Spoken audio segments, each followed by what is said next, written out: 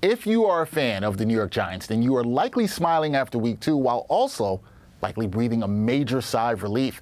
Against the Cardinals in Arizona, it was a tale of two halves where the G-men went from a Giant disappointment to a Giant comeback to knock off the Cards 31-28. So joining me to talk about the Big Blue victory is the great former Giants running back and co-host of the Evan and Tiki Show on WFAN, the one and only Tiki Barber.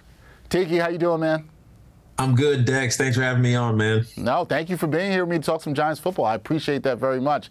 Now, Tiki, the Giants, they were down 20-zip at the half. They hadn't scored in the first 6 quarters of the season, but then they made a comeback Giants fans hadn't seen in quite some time. What went right for Big Blue in the second half? Well, I think they got back to fundamentals, right? Saquon Barkley was heavily involved, and Daniel Jones just made plays. We all know about his contract, and some people think maybe he's overpaid, but I think he proved why the Giants have so much faith in him, and the organization gave him the money that top quarterbacks deserve. Threw over 300 yards, and the accuracy and the playmaking ability we started to see in that second half. And look, it was a slow start. It felt really ugly for a second, but this shows the character of this team. We talked all last year about how coaching makes such a big difference, but it's also the expectation that those coaches make on this team, and you felt it, right? They got off to a very slow start. I chalked it up to not playing in the preseason a week ago.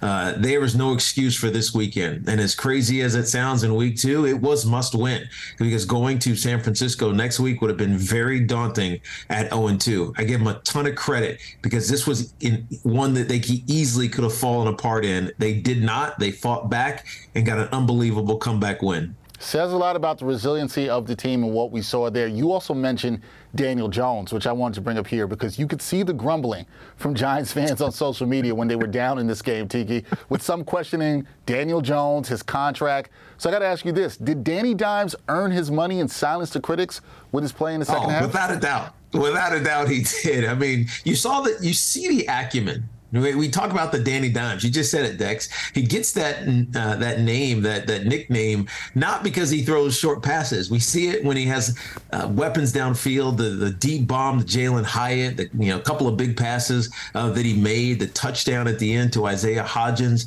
He has the ability to sling it. He just has to have the opportunity.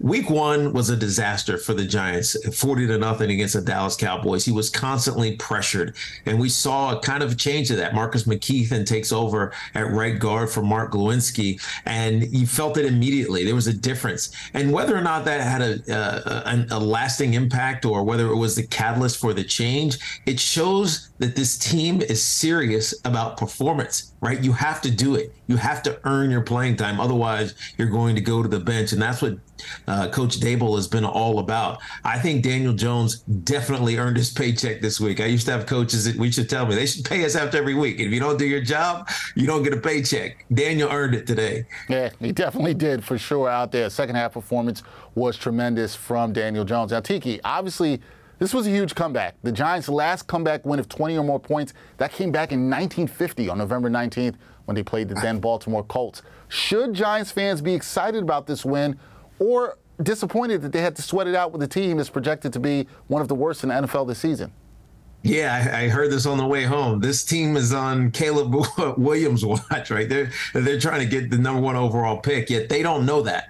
I think they should be lauded. We could tell that this Giants team was sleepy in week 1. They were a little bit behind it in week 2 as well. But when they needed to snap in, they did. This was a team they were supposed to beat. And I know that it doesn't feel good, but a win is a win, even if it's an ugly one. And going into week 3 against the San Francisco 49ers, who might have the best roster top to bottom offensively and defensively of any team in the NFL, you need at the very least some confidence and feel good, some momentum. And it's a short week, obviously, but I believe that this team believes in themselves. It sucks that they lost Saquon Barkley at the end of this game. We'll see how long and lasting that injury is because he was such a big part of this comeback win. But this team believes in themselves. They're not going to quit just because we as fans or media say that they're no good, because they don't believe that. No, they don't believe that at all. You mentioned Saquon Barkley there, Tiki. The running back got hurt late in the fourth quarter, looked like a lower body injury. It's short week. You mentioned that too.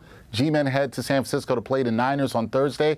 How concerned are you about the Giants being without their top running back for any amount of time right now? Oh, I'd be very concerned. We saw he was the catalyst last year. And I even said coming into this game on a show with Evan and Sean Marash on WFAN, as you mentioned, Dex, that, he had to have a big game. He had to be the Saquon Barkley that is reliable as a runner, that is fantastic as a pass catcher, that's dynamic when the ball is in his hands. And we saw that. The reach touchdown was amazing. Going an out route is a mismatch with him on a linebacker. And if he's out, it's going to put a lot of pressure on Matt Breida and some of these other guys, Eric Gray as well, to fill that role. It's not going to be easy for them, but I have to trust in Mike Kafka. I have to trust in Brian Dable. And most importantly, I got to trust in the guy they're paying $40 million to be the leader of this team, and that's Daniel Jones. He has a quiet confidence about him. You just feel like he never panics. And down 20-0, that's exactly what the Giants needed, and that's exactly what they got from the guy who they decided to make their franchise quarterback this offseason. All right, we will see what happens with Saquon Barkley and his injury update as we move towards Thursday. Last thing for me here, Tiki. You mentioned this before. There's no doubt it's better to be 1-1 rather than 0-2, right? It's much better. Do you think this is a win that you can look at as having saved the Giants season, and do you think it can spark them to turning things around the rest of the way? Yeah, I mean, I hate to be that guy that looks at the schedule. And look, we knew that the challenge was early in this season because they have 11 days to play 3 games in the short week that we've already mentioned. And if you are looking at 0-3 with the 49ers around the corner, it's daunting to get back into it. I don't think a lot of teams make the playoffs, and the playoffs are the goal for this Giants team. It's a step in the right direction, a step of continuance from a year ago. So yes, 1-1, it was ugly, right? Week 1 was worse than ugly. It was gross. It was disgusting.